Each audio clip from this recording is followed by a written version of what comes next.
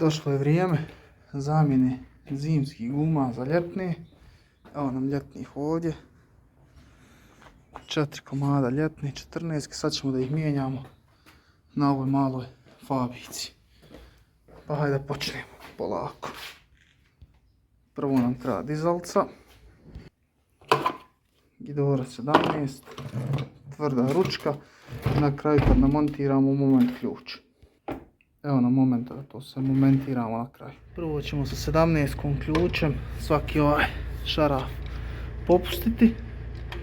Prvo ćemo raditi, pošto uža garaža, ovu lijevu stranu i desnu, tako da ćemo popustiti šarafe prvo na jednom točku i na drugom, pa idemo sad podići auto. Dizalcu smo stavili, idemo lagano podići. To mislim da je dovoljno. Idemo sad skinuti onaj prednji točak. Evo kad sam skinuo gumu, usput ćemo na brzinu pregledati ovako što se može vidjeti. Lufta u stabilizatorima nema, curenja nema. Disk pločice su dobre, tako da sad stavljamo gumu. Ova guma nam ima smjer okretanja, ide prema ovamo šara. Poslije ćemo je dopuhati kad stavimo na auto i to je to. Evo lagano sad vraćamo šarafe, samo ćemo tu rukom uhvatiti onako, pa ću ih poslije momentirati kad spustim auto. Eto ga, privrnuti šaraf, spušteni auto s dizalce. Sad ćemo ih momentirati na nekih 14 kg, mislim da je to malo više, ali taman je to mjera.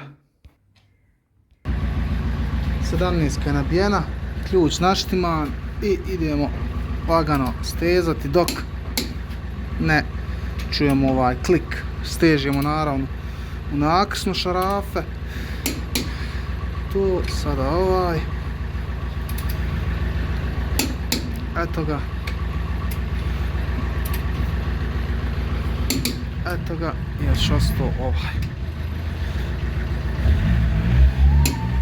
Eto ga, to je to što se tiče prednjeg lijevog točka. Idemo sad isti proces ponoviti sa zadnjim. Ovo vam nisam snimao, identičan je proces, nema šta.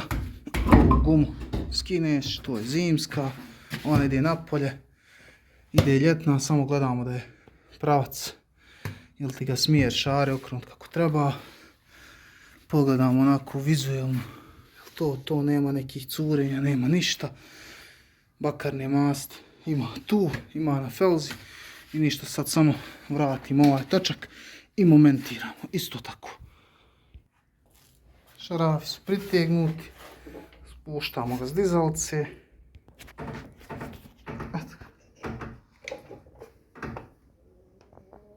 To je to, sad ćemo momentirati. Evo nam momenta. Naštiman je od malo prije na 3 kile. Samo lagano. Eto, jedan završen. Drugi.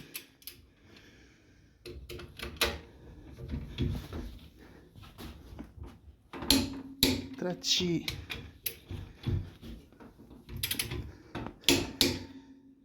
Četvrti i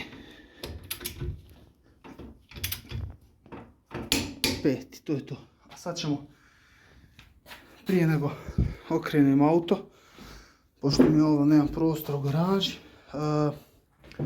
provjerit ćemo tekućine ulje onako čisto reda radi i onda okrećemo auto, ali prvo ćemo dopuhati gume na ovoj strani na 2,2 bara. I evo preko zime ispustila, sišla je skroz na 1 bar, sad ćemo je napuhati na 2,2.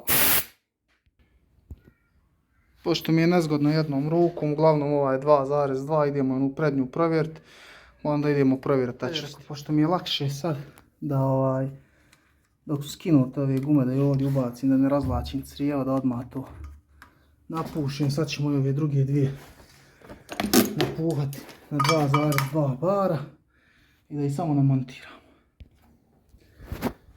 Eto ga, i one napuhane na 2,2, idemo sad provjeriti samo tečnosti onako da ga preparkiram i da zamijenimo drugu stranu guma, a drugu ne znam hoću li snimati jer identično isto. Sada dižemo halu, povučemo ovdje i opa, dignemo gore.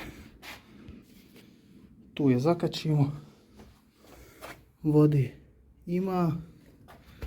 Remen je u poprilično dobrom stanju. Nema nekih oštećenja koliko vidim. Akumulator tu, ok, da vidimo šta je s tečnosti za kočnice. Ona je zamijenjena, stavljena je nova, ali ima je dovoljno.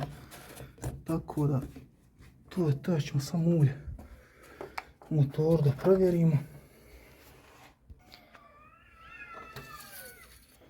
Ulje u motoru.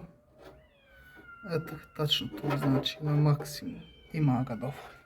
Ništa, idemo sada zamjenu ovih lijevih guma i to nam je to. Evo ga, zamijenio sam gume. Nisam to snimao nešto. Evo, ljetne su tu. Šara okrenuta kako treba. Tako da smo završili to. Što se tiče guma na ovoj strani, nema ništa, pločice dobre. Ostalo je sve u redu. Eto, to nam je to što se tiče ovog videa. Sljedećeg videa, pozdrav.